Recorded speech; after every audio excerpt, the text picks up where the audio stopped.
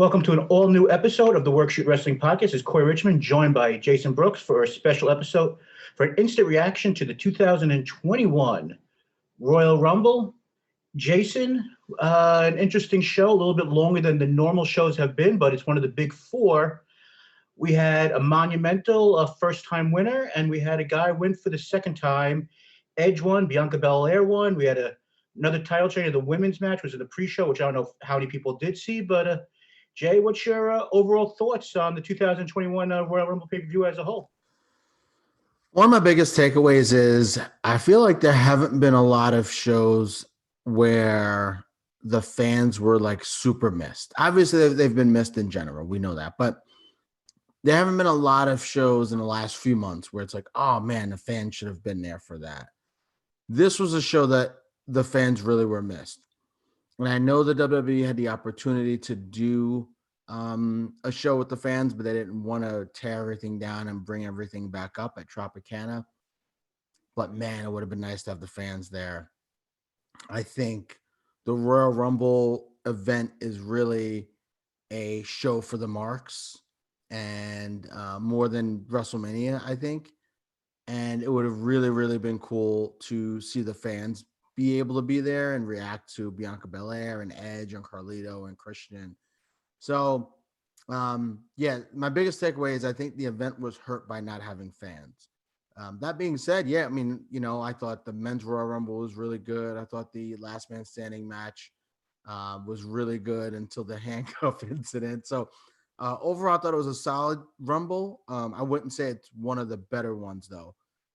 But yeah, looking forward to talking about it with you. Yeah, and before we forget, you can always check us out on Twitter and Instagram at Workshoot Pod. I would say my overall thoughts, I thought it was a solid show like we talk about most weeks, and we spoke about this past Thursday on our usual time, so it's 7 o'clock on the simulcast on the Wrestling Life Facebook group, that looking forward to the show, wasn't super looking forward to, but I always think that the in-ring product, these guys always work hard and they're going to bring it, every chance they get. So coming from that aspect, I was pleasantly surprised, and I thought we had the right winners for both shows. I I thought there was a good chance Bianca was going to win, and I thought there was a very good chance that Edge was going to win. So I mean, was it chalk? Because you always have the chance of a Charlotte or a Bailey, the more established names, them going with a person they could depend on. But I think it's the year of Bianca Belair after what she did last year, and also with that promo from Edge on Monday night. Those felt like the right aspects of the people to win. And I think that those final three in the women's match kind of felt like maybe not a passing of the torch, but at least for that moment, it felt like something special where you're not making up for last year's NXT show when you had the three-way, but it felt right. Yeah, absolutely. There's a lot of reaction on Twitter and stuff. And one of the things I really like is Brian Alvarez was like, Bianca Belair had one of the best WWE babyface promos in years. And, I thought about how emotional she was. And even when she beat Bailey a few days before in SmackDown, how emotional she was and how much this means to her. It's great. Like, it's great to see as a fan. Like, that's a baby face. She's not pandering to the audience. She's not thinking about the scripted lines. She's just this really excited person who accomplished this huge goal, and is very, very excited about it. So excited she was like uncontrollable. So yeah, no, I'm happy for her. It's a big spot. Normally these women who have been in the spots have been really pretty strong workers. And I would say she's getting better, but she's not there yet. Mm-hmm. But yeah, I'm happy for her. She's an amazing talent.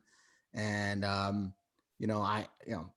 course, I love the fact that she's an African-American woman getting this opportunity. But she's a great athlete. Everybody talks about how good of a person she is. Backstage, Johnny Gargano, Candice LeRae were really hyping her up. I think the fans would have really been into her winning as well. I think they might have been a little bummed about Rhea Ripley I know on the Russell Life group, someone posted on Twitter some racist comments toward her winning, and Oh, really? I mean, come on, well, really, we know that stuff's gonna be out there, right? But it's great that she won, and we'll see if she can step up in WrestleMania because it's gonna be a really really big spot for her. So we'll get more into the WrestleMania ramifications in a minute, but let's take it because you mentioned the word WrestleMania, and this is usually kickoff to WrestleMania. We'll go over the whole card momentarily, but we had our two big winners, like we said, Edge at age 47, Bianca Belair age 31. Which, if you looked at it, you wouldn't believe that she was ever 31 years old. But I just took a look on Wikipedia, and Wikipedia is never wrong, so we'll go with the fact that that's right. But right now, your choices are Asuka, um, Io Shirai, which I don't think they would do, or Sasha Banks. Where would you say? What do you think they'll do, and what would you like to see happen for Bianca Belair? What direction do you want to see Well, them they're go for definitely not doing WrestleMania? Io Shirai. Um, And I didn't just throwing that out there because we did it yeah, last year with yeah, because Rhea. last year, yeah, I definitely don't think they're doing Io Shirai. They're gonna tease it though, which they should. So I think it's gotta be Sasha, right? Um, our buddy Brian Drake, friend of the podcast, former college friend of ours. Um, I was talking to him about what I think is gonna happen at WrestleMania with Edge. And he's like, you can't do babyface versus babyface, but I think you can. I think babyface versus babyface has really been effective, especially at WrestleMania and telling a good story. Like I always go back to HBK and Cena. I think that's one of the better stories, WrestleMania stories they've ever told. So Brian Drake, of course, with the fantasy football hustle too. He does very well. I don't think he needs advertisement from us, but no, yeah. So I think babyface stories are some of the most effective stories they can tell because at that point, it's not about you hating each other, right? It's about you wanting the title. It's about you wanting to be the best. And there's always going to be conflict in two people who are generally good people, but want to be the best and are competitive.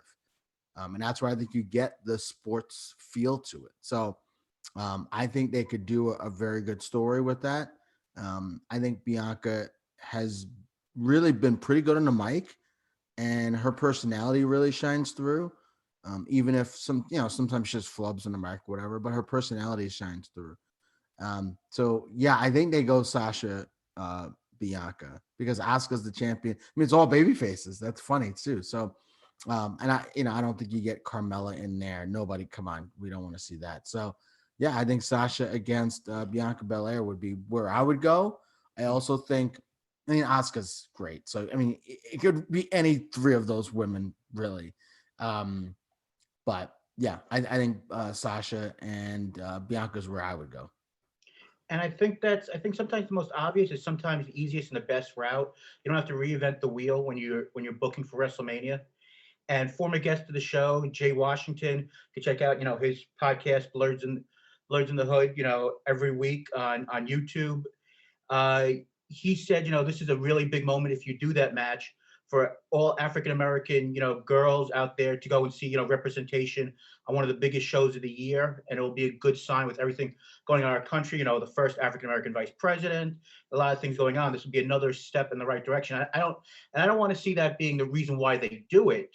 For just to have the idea of we're making this big moment and WWE is inclusive and all this other stuff, but I think it's the right story to tell with Sasha being the standard bearer, and you have this upstart who is basically the new version of her of everything she did in NXT, and basically she's taking her place. And I think you could have it start off as a friendly rivalry, and as the months go on of the next 2 months of programming, you could have the two of them get more into with each other, and this could be your big feud going into WrestleMania. I don't think this is your headline match of one of the two nights, but I think that this could be the match that really helps set the goal going forward in this company with representation and getting things out there, and with the Mandalorian and her being the super athlete and everything. I think this could really help sell the show. I agree. I think there's no doubt about it. I think you can tell a good story. I think they have time, and I could see it being a really good match too.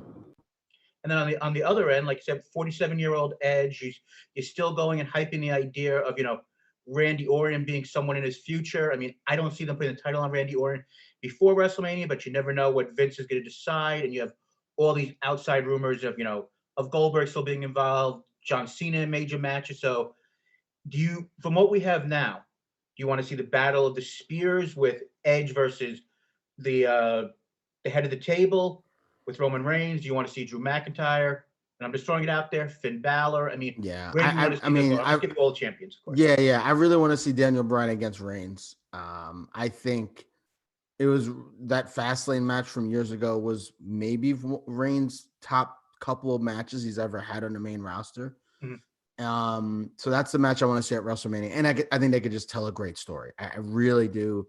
It would not be scripted or as script. I just think they could tell a great story. And then you have Edge against Drew on Raw, and Edge is an amazing promo, and really could do some good stuff with Drew. And as I said, you can do babyface versus babyface. Now you might say, oh well, we've got Bianca against a babyface, and then you've got Edge against a baby. So that maybe that's too much. I don't know how you want to do that. I think Orton's going to go against Wyatt at WrestleMania. As much as I may not want to see that. You don't think that feud might be over by either Elimination Chamber or Fastlane? It feels like it's never going to end. Feels like it's never going to. Yeah. Also, what was up with Orton's face?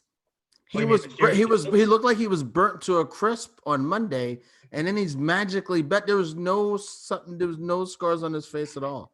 Like that is man, what a great makeup job they did on him. But I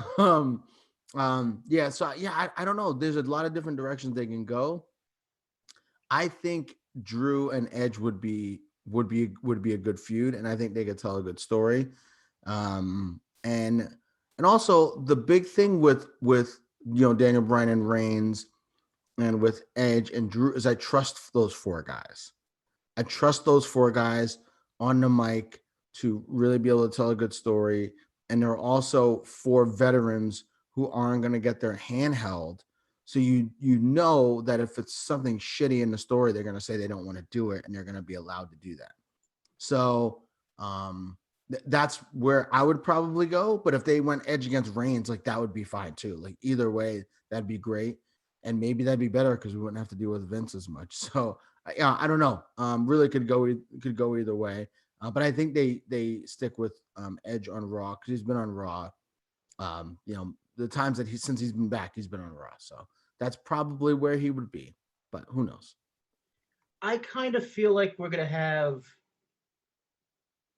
Reigns versus Edge. I feel that's the direction we're gonna go. I mean, I know that there's been no hints of it, but what are you gonna do? Well, first of all, why? It's fine that you feel that way, but why do you feel that way? And then what are you gonna do with Drew? I think Drew's gonna. I'm not sure what they're gonna do with Drew. You got a good point there. What do you do with the title match? But I still think there's a better story to be told with different generations. With with Reigns basically thinking that he's the best thing of all time right now, and such a big head, thinking that he's unbeatable, and you have this guy who's from a different generation, who's got this fairy tale story, trying to go up against the biggest baddest guy on the block. But you could tell that story with Daniel Bryan too. And you could. You can mostly tell that story with Bryan too, and and here's the thing too, right? Like you saw what's happened with Jey Uso with the great feud. This Owens feud was amazing. So Reigns has been kind of on fire. So there's a lot of different ways they could go. I mean, I get what you're saying, and it could go either way, but you have to have Drew go against someone. Cena? No, I guess you could, but I think Cena's at a point where he's not trying to challenge for titles. He's trying to mostly be there to put people over. So that's what I expect to see. But who knows? It really could go either way. But I'm very curious to see where they go. And I mean, as much as it pains me to say this, the Miz somehow still has the Money in the Bank briefcase, so he may factor in here at some point as well. I hope not, and I don't think he will, because they've made him look like a complete jobber. But maybe he factors in at some point. Hey, Bad Bunny was much better as a wrestler than he was a singer tonight. But that's just personal opinion. But that's all I really want to talk about when it comes to Bad Bunny tonight. But Jay, so let's talk about this card as a whole. Did you get a chance to watch the pre-show, or did you tune in No, at 7 o'clock? no, I don't ever watch the pre-show. All right, so Because the problem is, Corey, here's the thing. I'm gonna say this. Whenever I've said, "Oh, there's a match on the pre-show," let me watch the pre-show. I turn the pre-show on, Corey, and it's 15 minutes of Booker T and Charlie and Rosenberg, whatever his name is, and Sam Roberts, and I'm like, I can't do this, and then I turn it off. And I've probably done that like 10 times. I've turned on pre-show to like, oh, let me keep it on for a few minutes, and then I get so annoyed listening to them analyze scripted matches that I get frustrated and I can't handle it. And so yeah, and so that I never watched the pre-shows. So I did not watch this one. I heard that it was fine. So we don't need to, you can get into it if you want. I didn't watch it. It didn't sound like it was anything really crazy anyway. And also kind of who cares? Yeah, so basically the match was Nia Jax and Shayna Baszler defeating Asuka and Charlotte to re-win back the titles in 10 minutes and 33 seconds.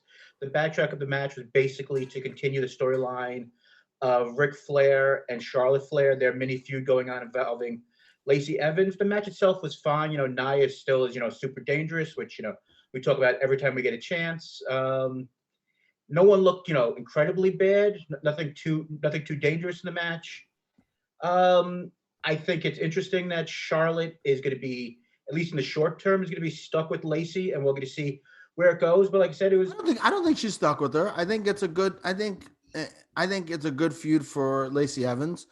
Listen, and people were talking about the division has been carried by, other than throwing Ronda Rousey in there, it's been carried by the four horsewomen. They've been the women's division, and now you're sprinkling in Bianca Belair, so you're sprinkling in Rhea Ripley. Raquel Gonzalez will be there at some point. You're sprinkling Lacey Evans. They've got to get somebody else over of these women eventually. They have to, right? And so I think they're starting to work their way. Although, God, Corey, can they have any more women's quote unquote legends? I don't know. Jillian Hall is the legend, but can they have any more women's legends in the match? Can we get some more NXT talent out there? But maybe because of COVID and stuff, they weren't able to. But yeah, we'll see. I think the Lacey Evans thing could be fine. I hated it at first. I kind of hate it less now. Maybe it'll kind of get Charlotte to be a little bit different or do something different instead of referring to herself as a queen all the time. So yeah, we'll see. As far as the match, yeah, I heard Lacey interfered, whatever. Like basically either like the idea of the roll of quarters or yeah, whatever. So yeah, and hit her in the head. So yeah, we'll see what happens with that moving forward, and also like what do they do with these tag titles?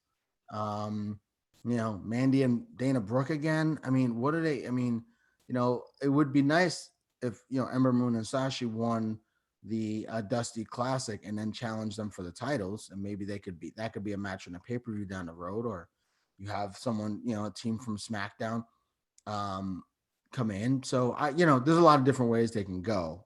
So yeah, we'll see what happens. Yeah, so like I said, it was a quick, simple, easy opener. They opened up earlier in the pre-show apparently, and then they put it online that Drew McIntyre versus Goldberg was going to start off the show. Match went 2 minutes and 32 seconds. It was quick and painless, just like all of Goldberg's matches. They're high impact, bunch of finishers, and then it's over. I think Jay, as you put it, either in the Facebook group or on Workshoot Pod, our Twitter account, that basically it was quick, it was painless, and we move on. The sign of respect at the end, Goldberg, putting over Drew McIntyre. We'll see Goldberg at least one more time this year because he's got 2 every year on his contract.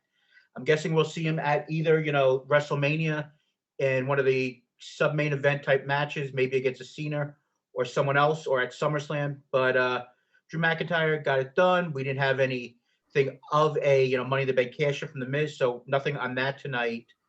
But Jay, the promotion for it was longer than the actual match. Yeah, I I agree. It, it was fine. Like it was harmless, and the people were commenting in the Wrestle Life chat. I mean, Goldberg was gassed after that.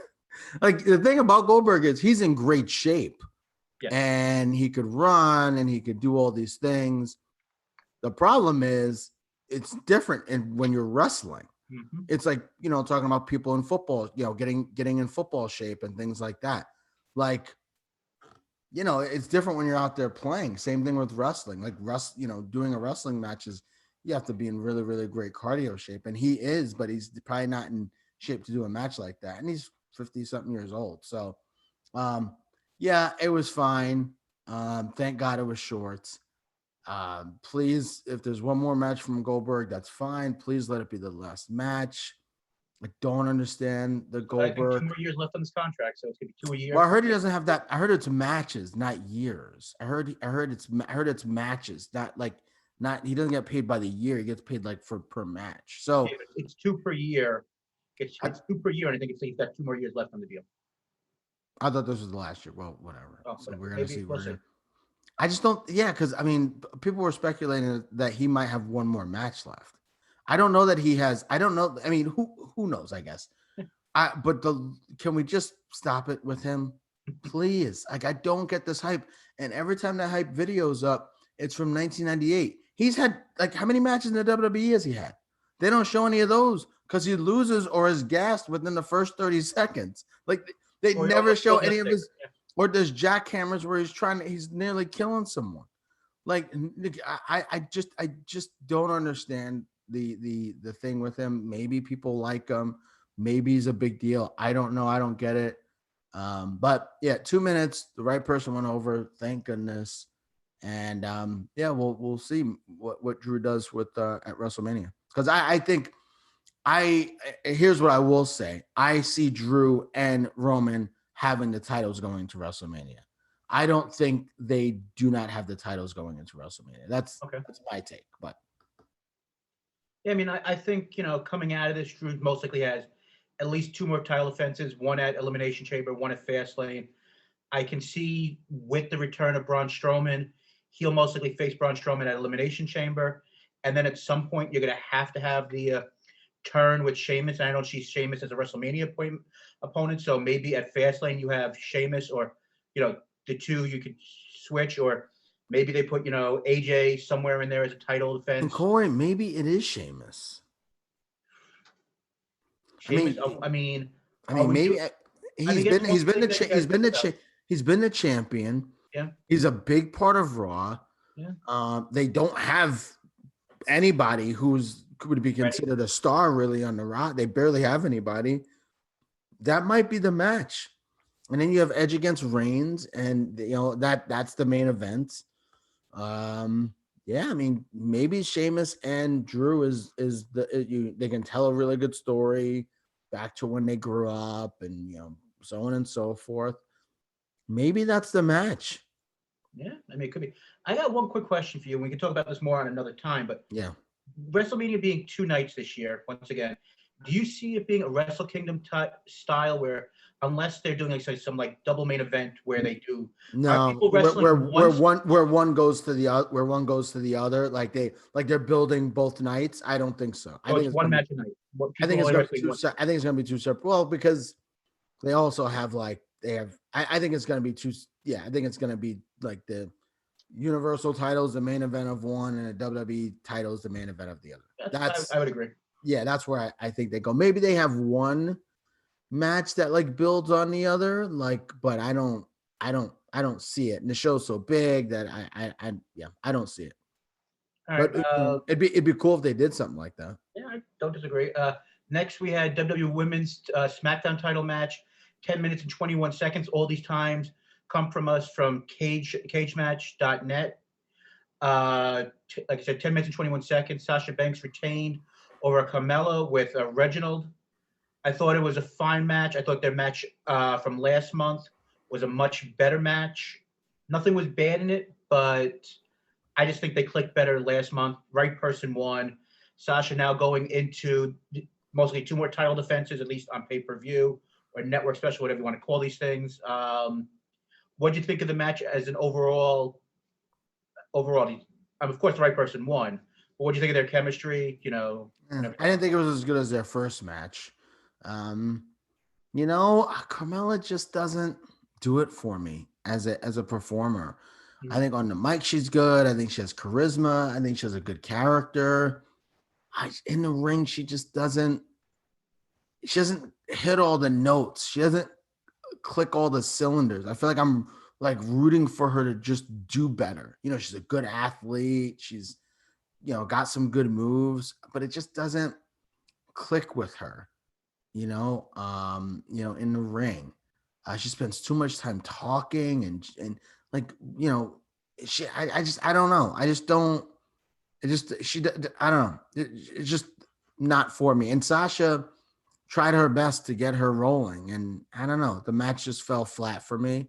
But other people may have really liked it. That's fine. That's cool too. But just not really the match for me. Yeah, I would agree. I mean, on the like I said, on Cage Match right now, it's got a 6.32 out of 10, which is slightly above average. So and like you said, and we both agree going forward, the right move, at least where everything stands, is Sasha versus Bianca Belair going to WrestleMania. I could still see them most likely could doing a three-way, still involving Bailey, but we'll see what they do moving on. Then we had the Women's Royal Rumble match. Before we get into that quickly, what did you think of the placement-wise at this point? Did you like the idea of doing the women's title match and then doing the women's Royal Rumble right afterwards, or did you like to have seen the men's other world title match back to back, or the men's Royal Rumble? Yeah, no, I thought it was fine. I thought it was fine. I actually thought it was good. I like that they had the title match, although it was rough because you had the title match, the WWE title match with Drew, which was not a good match. Then you had the SmackDown Women's title match, which was not a good match. Then you had Bad Bunny, and which was whatever. I don't know anything about him, so it wasn't very impressive to me. I think these musical acts really fall flat for me. And then I think they had a backstage segment, so it was like a really long hour. So I was happy to like watch a Royal Rumble match. So it was kind of perfect timing that I was like, okay, we need one of these Rumble matches, please. So I thought it was solid. How they laid everything out in terms of the match sequence. So yeah, I was happy with it, and I was ready to see a Rumble match. So as we spoke about beforehand, we were expecting some NXT people to be in it. The one NXT person I was not expecting, who I haven't seen on NXT in months, maybe a year, was Santana Garrett. I don't know where they got her from, but she's a good athlete. She was in there harmless. She lives in. I know she lives in Florida. Oh, okay. She lives there. I think like that's where she's lived for a long time. So I think most of the people obviously are like there since everything is in Florida. But I think she lived there. So I also think there might be COVID stuff too. I think that could have been a factor. Obviously, Keith Lee wasn't in the Rumble. So but Shane Helms lives in North Carolina, so probably not a far drive for him, which is probably why he was there. So I think there was like, reasons why some people were left out and some people were. I know people were complaining on Twitter like about Keith Lee. I mean, Mia Yim, his girlfriend, has COVID. I think contact tracing. I didn't think that makes sense. He wasn't there. Of course, sure, absolutely. And WWE doesn't want to tell you when people have COVID, so or whatever. And some of it, it's fine. Like I get it. So yeah, I think that's why maybe people were missing. More people were missing than like where was Candice LeRae, right? Like where was so I don't know, where was Raquel Gonzalez? Where were a bunch of people? So I think there's other people they could have had come out. The men's side, they didn't have any NXT people. Zero. Yeah. So from NXT, we had Shotzi. Shotzi was there. Tony Storm, Santana Garrett, like we just mentioned. I'm hoping this was the Rhea Ripley call up. Yeah, I think she's absolutely. See anybody else? Was Dakota Kai was in the match, and Moon. So I mean, you had about 4 or 5 people. Anyone from there really stand out? I mean, I would say Tony No, Storm had a no, decent no, no. kind of. They didn't make any of them stand out. The point wasn't for them to stand out. And Ember Moon was on the main roster before. Right. So it was kind of more like she's just back for this, one time thing.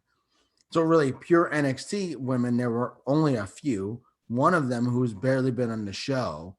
And they really made it more about the legends. Tori Wilson, Jillian Hall, Victoria, like they had all these, legends come out there. So I don't know. I thought the women's rumble, I enjoyed the end of it, but I thought it was kind of I thought it was a strange rumble with strange people involved in it. And I don't know. I don't think it hit the heights that previous women's rumble matches have hit. I would agree with that. I mean, it was nice to see. It was nice to see Mickey James, Victoria. I mean, No, it was fine. yeah. I mean, like I said, it was especially nice because, like I said, apparently last year Victoria was supposed to be in the Rumble, and last minute they pulled her. So it was a nice idea that she had a chance to be in it after what happened to her, I guess, apparently last year. But like I said, I don't think anybody really truly stuck out. I mean, I'm done with this 24/7 title in all forms and I think it didn't hurt the women's Royal Rumble match, but one of those things where it hurts a little bit of the credibility of the match when you don't need that type of stuff. Where you're like, if you want to do that during the men's match where it's something that's been truly established for the last 25 years. This is only like the 4th or 5th year of it. Like, let's keep that type of shenanigans where something that's a more proven product. Maybe I know I'm harping on that it really doesn't matter, but that just kind of like bugged me a little bit. So Alex Mercado, he's maybe he's listening live. Said Damian Priest is still in NXT. So so we're thinking, Alex, that Damian Priest has been moved to the main roster. He lost the match against Karrion Kross, kind of like Rhea Ripley losing against Raquel Gonzalez, and we think they're both coming up to the main roster. So I'm assuming that Damian Priest is on the main roster because we haven't seen him in NXT in a while, and so I think that was his introduction to us, and they made him stand out. Like Rhea Ripley, they made him stand out. So I think that's kind of where where they're going. But yeah, no, and I think that was almost really the women's Royal Rumble was really the Rhea Ripley and Bianca Belair show. Is there any other woman who really stood out as like, not really from what I remember. Yeah, not really. And I think the Bailey thing almost felt like a botch where she got eliminated, not even on camera, where they had to show a replay. Kind of was like a weird way for her to be eliminated. Well, I think the problem is they were supposed to eliminate her, but it was botched how they did it. Right. So she was supposed to be eliminated. But I think and you know what? That's okay too. You have two women who they want to build a company around, I think, in Bianca Belair and Rhea Ripley moving forward to kind of become, where the 4 horsewomen are, like, and I see them absolutely being that, and they wanted to do that, and they highlighted them. And what do we talk about, Corey? They don't highlight young stars enough. They don't do enough for young stars. Everybody's a jobber, and they didn't do that. So we have to give the WWE some credit. Rhea Ripley stood out. Bianca Belair stood out. If either one of them are wrestling for any of the women, obviously Bianca Belair is going to have an opportunity. But if Rhea Ripley challenges for Asuka's title tomorrow, it wouldn't be crazy. It wouldn't be ridiculous. And so I think we saw that. We definitely saw that there. So I think they did what they needed to do. Before we move on to the world title match, or I guess the Universal, whichever title that is at this point. What did you think of the handling of Alexa Bliss tonight?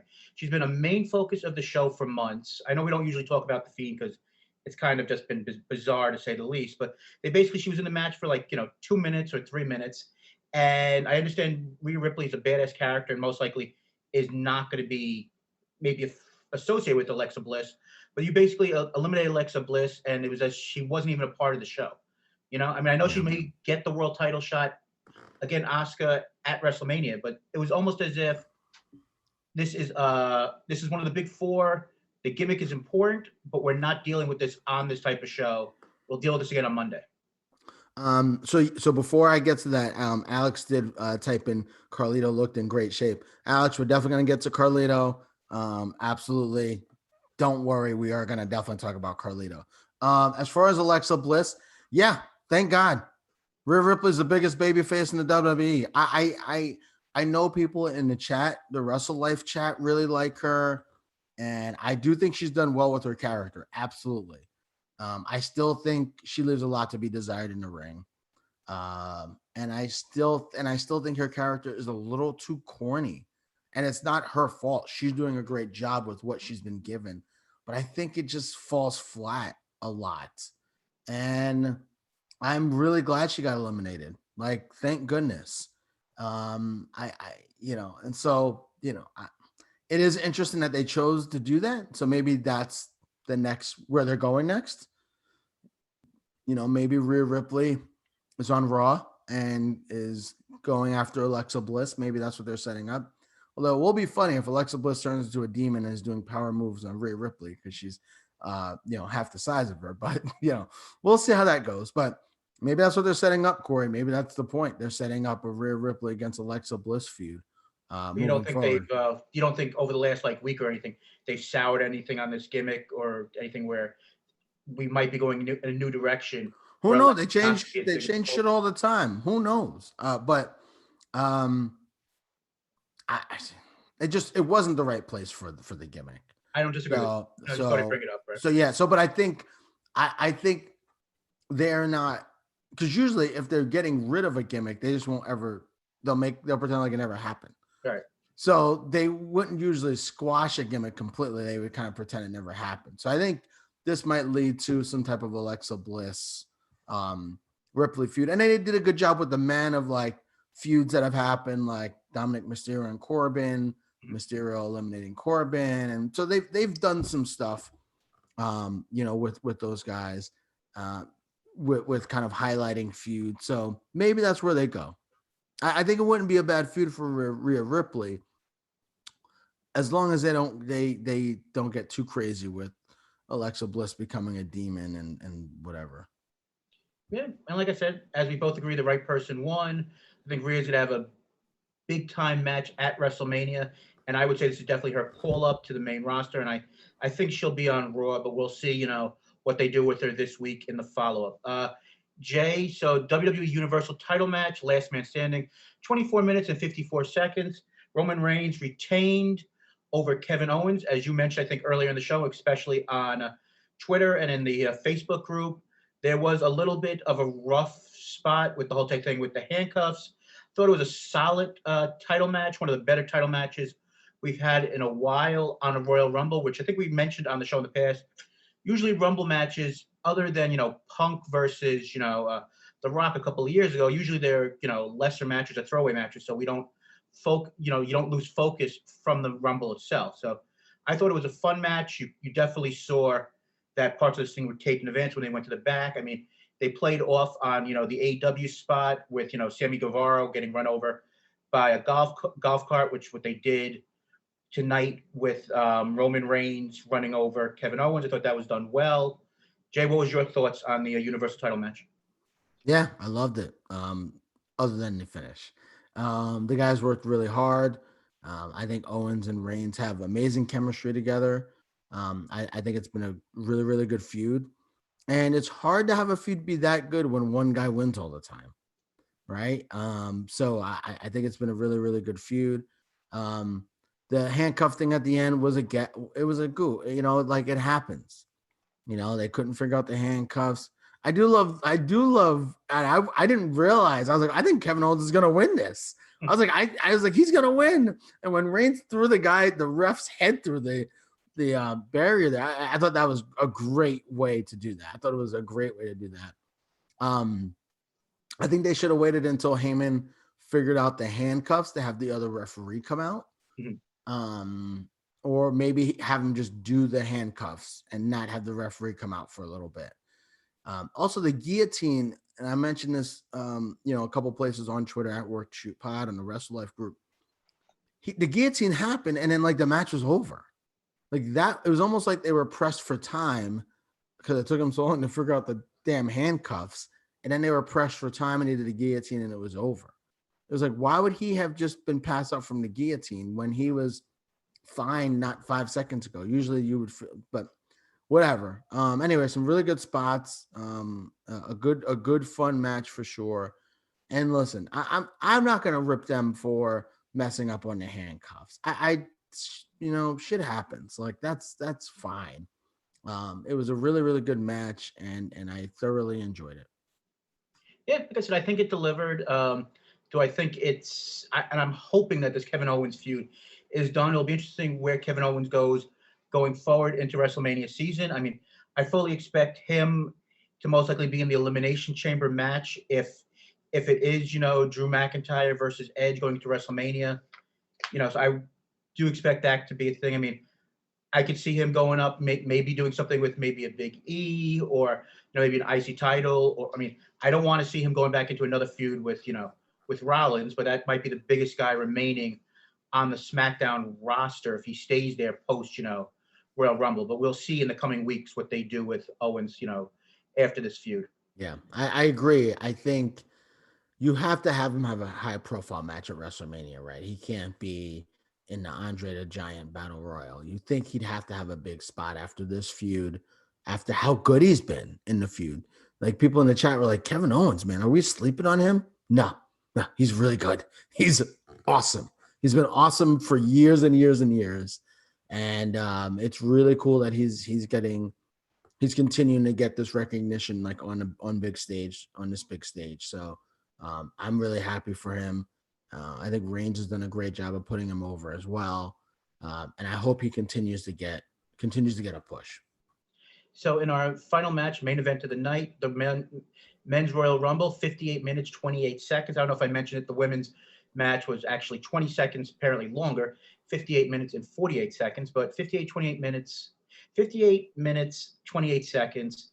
The returning Edge, second year in a row, comes back. This year he wins it. Your storyline going was that Randy Orton had the leg injury and he basically missed about 2/3 of the match. I think anyone who believed it was a legit injury, I think has to remember that wrestling is choreographed and it's storytelling. So it's one of those things where if you didn't realize he was coming back, you haven't been watching wrestling long enough. He's barely able to walk. What's gonna happen? Come on. We know what's going to happen. Although Orton has blown some quads in the past. That's true. Yeah, it was good stuff. And before we get into the match itself, I just want to say, Alex Mercado, thank you very much for your comments. Recent member joining the Wrestling Life. He is a friend of former guest of the podcast, Chris Morin, and you can check out Chris Morin's podcast, Morin's Law. Alex is, we've had many conversations about wrestling offline, so good wrestling fan. Glad to see he's part of the Wrestling Life group, and glad to see he's given a couple of thoughts on the show itself. But let's get into Damian Priest. He was we all thought he would be making his debut in the Rumble. There was talk, a few weeks back that he would be joining SmackDown and being the new best friend of Kevin Owens in this feud with Roman Reigns. That didn't come about, but now he's there. I'm guessing this is his main roster debut. Jay, do you think he becomes part of SmackDown, or do you think he goes to Raw? Well, for his sake, I hope he goes to SmackDown. But I think most likely he goes to Raw because they need, well, I mean, Keith Lee, the recent NXT call-ups, Keith Lee and Riddle are both on Raw. Mm-hmm. Keith Lee might be out for a little bit. We don't know with COVID and contact tracing how long he'll be out for. Raw needs somebody who's any good. So I could see him going either. I could see him going either place. But if the talk was for him to go to SmackDown to be Reigns' best or to be Owens' best friend, then I would guess the idea would be for him to go to SmackDown. Can they do me a favor when they build an NXT star? Can we get maybe a backstage vignette with him or a promo about who he is? Can we not assume that the main roster fans all know who all these NXT people are? Can we establish his character and who he is a little bit? That he just doesn't show up and it's like, oh my God, this Damian Priest is a big deal. If you watch NXT, can we just not do that? or just show highlight packages of him doing fancy kicks. That doesn't get a guy over. So, however they profile him, he can talk, and he's like, he seems like I think he has enough charisma and skill as a big man to possibly be possibly be a star. Now, I think there's the scene of, I think we talk a lot about stars, right? And there's the Cena, Rock, mega stars, Reigns, those type of guys. I'm saying on the level of, a Kevin Owens, like someone like that who could be in title matches at some point. I really think he has that level of potential and ability. So, we'll see what they choose to do with him. But I guess since they talked about being on SmackDown, I'm going to assume he's going to be on SmackDown. Yeah, I mean, that looks like a good fit. I thought he had a very good debut on the show. I think that with him eliminating Kane, took out, a legend of the Royal Rumble format. I thought the way he went out was fine. I like the fact that there wasn't a ton of, surprises in a bad way. Like Hurricane was there. He was in there for for 30 seconds, nothing too crazy. So it wasn't like, oh my God, we're taking the spot of somebody who truly needed to be there for this match. I mean, who else did you have in there? Well, you had Carlito and Christian. What are you talking about? Those are two huge surprises. Carlito coming out and Christian coming out. Oh, no, I was going to get that in a second, but I mean, all right. You only had, like in the women's one, you had, like 7 or 8, it's too many. You have 8 surprises. That means you got 0 surprises. If you got 3 quarterbacks, it means you have no quarterbacks, right? Like, give me what stood out more. The surprises on the men's rumble, and I know it's a little different because the women's rumble has not been as long, and some of those they're not as established or whatever. But Christian and Carlito, I mean, those surprises absolutely completely outweigh anything that they did in the women's rumble. And I'd say those are 2 of the coolest surprises that they've had in the last several years, other than Edge. Yeah, and Carlito Christian coming out was the level of surprise that I think it was really. I mean, and again, this is where we talked about the fans not being there. Heard it. I think the fans would have went ape shit with Christian. I think they would have went ape shit with Christian coming out. I really do, because I think Christian, the fans really, really have always liked him, have always stuck by him, have always been the reason why he's gotten any push he's gotten. And then Carlito, forget it. I mean, the fans would have went nuts for those 2. Yeah, and speaking of Carlito, quickly, you can go back on wherever you listen to podcasts. Before we were on the Wrestling Life, the Pod Jobbers actually had Carlito on for, I believe, over an hour a couple of months back. He was on their podcast. So you can go back on the Life Group podcast, wherever you listen to podcasts. You can check out their interview. He was very open and honest, so that was a really good interview. So you go on the Pod Jobbers, and then you wind up getting back in the WWE. Correlation, I can see very possible. But if you're Buff Bagwell, I don't see that happening. He said a lot of very inappropriate things, but that's enough for another time. But Jay, I thought Christian looked really good. I thought Carlito looked good. Do you think the Christian thing is a one-off, or do you think we see him do some stuff, with Edge leading into WrestleMania? Do you think he's part of an angle where he gets taken out by, whoever he's facing, especially if it is Reigns, as leading up to a bigger angle? Or well, I mean, the first thing I need to do is figure out these guys' workout plans. I mean, Jesus Christ. I mean, Christian had no fat on him, and Carlito was chiseled out of stone. I mean, they looked fantastic. I think what Christian was more of a one-off. We know he's got concussion problems. He's older. I mean, he's close to Edge's age. I don't know that I see him coming back. So, and Carlito seems to be just a dude who does his own thing. And I think he's always been that way, which is why I think he could have been a megastar. And I think a lot of people feel that way, and he just never got there for a lot of reasons. And again, the Pod Jobbers probably talked about it with him. But yeah, he's always been a guy that I was a huge Carlito fan. And I watched the match with Carlito at the Duchess County uh, s- s- Center in Poughkeepsie. And it was like a live event, and it was Carlito against RVD. So it was just a random house show match, and I lived like 15 minutes walking there. So I was like, yeah, I'll just go.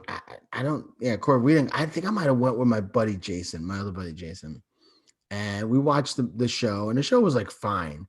And toward the end, they had Carlito against RVD. Corey, it was amazing. These guys, it's this random house show on a Wednesday night in Poughkeepsie, New York, and these guys busted their ass. They killed each other. It was flips all over the place and dives out of the ring. I'm like, this is a house show. Like most of these matches have been pretty stale. And I don't know. I've just always been a Carlito fan. I think he's great on the mic. I think he really knew his character. I think he was charismatic. I thought he was awesome in the ring and innovative. And so he's always one of those where I was bummed that he never really made it. But anyway, seeing him today was great. I don't see him like being in the WWE at all long term. But maybe we see more of these one-offs, which that'd be great to see. I'd love. I mean, I think he's only like 40. Sheamus is 42. Styles is like 40. I mean, these guys are all in their 40s. So why couldn't he come back from what? So this is who we push, guys in their 40s. I mean, it's true, but why not? Why not give him another run? You know what the guys WWE could use? They could use someone like him. So who knows? His time has probably passed, but it would not hurt me at all to see him. So did anyone besides Carlito and Christian, and I guess to a certain extent Priest, really stand out for you in the match? I mean, Edge was in there. Edge was in there for so long, but you barely saw. I mean, he won the match, but he barely did anything in it. He was just like in the corner laying down for most of it. He wasn't super heavily involved. Not really. Not really. There was no. I mean, that's what we talk about, right? Like young guys and making them stand out. Like do we have any young other than Priest, any other young guys stand out? Like I don't think so. It was about the surprises. It was about all the old guys. It was about Carlito and Christian surprising, and Christian giving that hug to Edge. I mean, what a moment that was, and and then Edge winning. And Priest, it's good that Priest was got a shot, but that's pretty much it. So yeah, I mean, I guess I would say that Ali had a couple of good moments before getting eliminated. I mean, I would say that I guess you could say Biggie. I like the interaction between Big E and Lashley, maybe building up something down the line. I don't think it's gonna happen this year, but I thought their interaction was good. I don't really believe in this whole entire, Lashley versus Riddle feud. I don't feel like that was really truly built up during this match. So I mean, I don't think usually you see in the Royal Rumble signs for WrestleMania, and it really didn't feel like they were building towards anything. I think sometimes we do that science. I think that doesn't happen every year As much anymore. Yeah. No, I think every year it used to happen, and I think like Shawn and Angle, yeah, I don't think they do that anymore. I feel like years ago, every year they did it. Obviously, you have the pandemic, and also it's different now because Corey, who are the stars? The part timers: Yeah, Brock, sure. Rock, Goldberg, Cena, and some of those guys don't make it for the Rumble. So I think that and they're all two of them are big stars in Hollywood. So I think that stuff's harder too to get those guys to come for the Rumble and whatever. So, and I think also Vince doesn't know what the hell he's doing for WrestleMania as well. Some part of it. Yeah, and he might know who's going to win it, Mhm. but we're talking about who these people are going to go against. He might not have any idea right now, January 31st, who they're going against. So I think that's also a big part of it. Is I think they scramble with a lot of this stuff more than they used to. one thing I will say that I almost forgot about, maybe because it just so much went on tonight, but we had the return of Seth Rollins, which I like the fact they played along with, real life with the whole entire Rollins Riddle situation, where Rollins has made the comments where he never really wanted to ever work with Riddle because of, Riddle's past with the sexual allegations he's had in the past. So unless that's always been a work from the whole entire time, but they played over that. Even the announcers went and, made slight comments, about that. So, I mean, I thought that was interesting. I don't know if that's a feud that happens maybe at Yeah, but Interbrand. these guys are all, every guy you're talking about are on different brands. Like, I'm trying to find something to care about, No, I think, but Corey, I already said I gave you the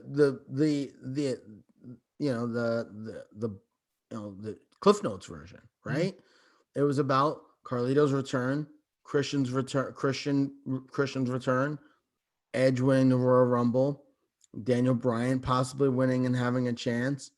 I mean, that's what it was about.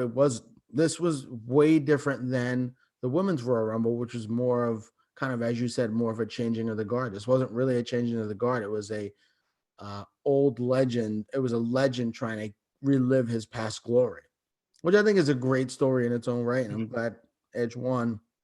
But, moving forward, what do they do? How do they continue that story? How do they continue that focus? And how do they eventually pass the torch to the next era? I guess that's Drew. I mean, I think he's almost 40 as well. So just interesting. And we'll see where it is moving forward. But I enjoyed the men's Royal Rumble and Last Man Standing. Those are my two favorite things on the show. But I don't think this is a Rumble that I'm like, oh my God, it was a great Rumble. I don't feel that way. Yeah, I would agree with that. I mean, that makes sense. So Jay, I think we've come to the point of this Instant Reaction podcast where you give me, 30 seconds to catch my breath, and you let everybody know where they can follow, all the other shows on the network. Sure. I gave you way too much information in our little pop up there. Yeah. So today is Total Bases. And then Dong City is tomorrow. Total Bases is today at 11. It was today at 11. Dong City is tomorrow at 7. We got the Audible, the football podcast, a big trade in football. It's been crazy. We got the Step Back, the basketball podcast. Will the Nets and I want to call them the Bullets, Wizards ever stop scoring? And then you've got us on Thursdays. And the Audible. The Audible's 2 times a week? I didn't know the Audible's 2 times a week. They work 2 times a week, but that's the old schedule. So don't mind me. I'm dumb. Oh, you're giving me the old schedule. Thanks, Corey. Yeah. So confusing the audience. Things up here. And so no show on Friday. So yeah, bunch of shows during the week. We are at Worked Shoot Pod. We are on Twitter and on Instagram. We are Worked Shoot Wrestling Podcast. So we're on iTunes, Stitcher, Spotify, Google Play, wherever you get your podcasts. We haven't done video as much. We've done video the last, being on the Wrestle Life, being on the Life Group podcast, and Wrestle Life has been really, really great. But we've mostly stuck to audio. So if you miss us at all, you missed the show, you can listen to us on, any of those platforms. Just type in Worked Shoot Wrestling Podcast. Absolutely. And of course, you can check us out on Instagram, which, Jay, there's another podcast that we're associated with, comedy podcast. You have any recollection of what it's called? So I can't say it too loud because my wife might be sleeping, but you don't know Jackie. You don't know Jackie, the comedy podcast with Jackie Indy, Jackie Rachel, Jackie Corey. And check it out. You don't know Jackie, a very funny comedy podcast.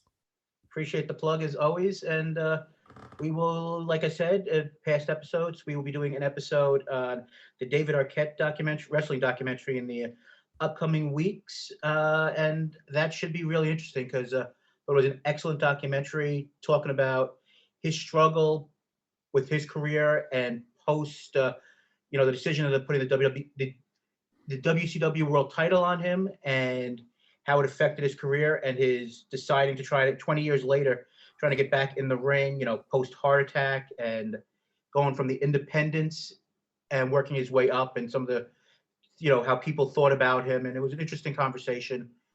And, with the Oscars coming up, it could had an outside chance of last year. And now it's on Hulu if people want to check it out. But Jay, last thing, just quick last thoughts. I really thought it was really good by the New Day having the gear of John Huber. I thought that was really classy. I mean, I know they did a not doc, they did a podcast. I think like 2 weeks ago, the New Day podcast on a tribute to him. I know that we had the tribute that AEW Unrestricted did with his wife, last week. So the wrestling world continues to do stuff for the former Luke Harper. I thought that was a very really nice touch. I thought overall, like I said, I thought both Royal Rumble matches were solid. Neither one I think are going to be super memorable 5 years from now. The result of Belair winning, I think, will be memorable because of maybe a sea change of what thing goes on. But I don't think anything on this show 5 years from now we're going to be going, this was the best match of a year candidate or anything like that. Yeah, Any no, last thoughts about the show before we call it a day? yeah, I second your take on the New Day and John Huber, Brody Lee. I mean, especially hearing about with John Huber's wife talking about how the people who said goodbye to him before he was going to pass, and Big E was one of those guys. There were a bunch of other people, Sean Spears, Peyton Royce, Cody, but I mean, Big E is a WWE guy, right? And he was, Peyton Royce is, but she's married to Sean Spears, whatever. But they were really close from all the sounds of it. So this has really probably been very, very tough for him. And it is cool they did something, more of a tribute to him. And, I'm glad that it's one of those things where, okay, he's passed away. We did a tribute show to him. We're putting his kid over. But it's like, keeping his memory around as much as we can. I think people pass away and then we forget about them and then we move on to the next thing. But we should always try to keep people who pass away who mean a lot to us in our minds and in our forefront as much as we can. So thought it was a cool gesture. Overall, a good show. It was fine. The first hour was a little rough, and I thought the beginning, like half of the women's Royal Rumble was a little rough, but then I think they started hitting their stride once some of the legends got out of there. Also, I gotta say, Tori Wilson, I mean, she looked phenomenal. I don't know what A-Rod was thinking about. I'll be honest with you. I don't know what he was thinking about, but she looks absolutely fantastic. Again, never the greatest in-ring worker, but she's in tremendous shape. And I'd love to see Victoria get another run. Why not? Someone put, I think it was Jake Barnett of ProWrestling.net. He's like, she was really ahead of her time. And she really was. Yeah. She was very innovative in the ring. She was very good with her character. It's funny that era of WWE women's division where you'd have these women who were just awful. And then you would have these women who were like really, really good. And you think like where they would be if they wrestled with these women today. And I know Victoria had some of that, had a chance with TNA Impact, but this is like the golden age of women's wrestling, right? So it really would have been cool for her to see her wrestle a lot of these women on like bigger stages, but I guess we'll never know. Yeah, and just be sure to check us out next Thursday or whenever you get a chance to listen to the podcast in video or audio form on the Wrestling Life Facebook group, or like I said, wherever you check out podcasts. We'll talk about the countdown to WrestleMania. I believe we have 69 days until WrestleMania. I'm guessing this week's Monday Night Raw will start to put together some of the pieces of where we're going. We've also got AEW Beach Break with the wonderful wedding and the big six-man coming up to set up, some of the matches for Revolution. We'll talk about, all the things going on with MLW and a lot more. But Jay, I think as always, as we say it, the final word is yours. I think we're done here. See ya.